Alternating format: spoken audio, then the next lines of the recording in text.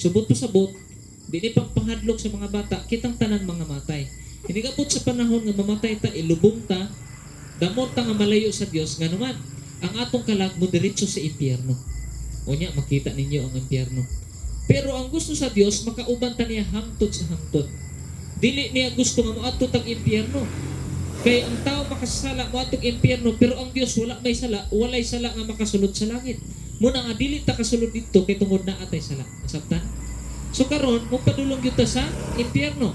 So kitang tanan nga tao moadto sa impyerno kay naaman tay sala. Bisan usa nakabuok sala man gihapon. So karon si Jesus usa ka Dios kaniadto pa lamang nagpakatao siya. Mianhi sa kalibutan, nagpakatao, nagpaubos para nato.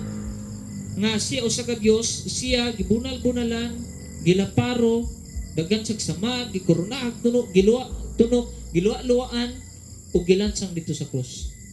Karon, ang pangutana, nagreklamo ba si Jesus? Wala. Nganong wala sa nagreklamo? Kay importante ka sa iya ha. Gusto niya nga siya ang mamatay aron dili ka mamatay sa impyerno. Gusto niya nga siya ang magbayad sa atong sala aron dili na ta magbayad sa atong sala dito sa impyerno.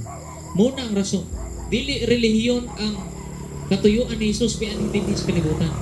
Ay ang katuyuan, relasyon. Kay tungod sa sala nalayo ang atong relasyon sa Dios, naputol, karon gusto niya nga manumbalik ang atong relasyon. Unang-una magud sa tao kung magbinuotan siya, mabalik ang relasyon sa Ginoo.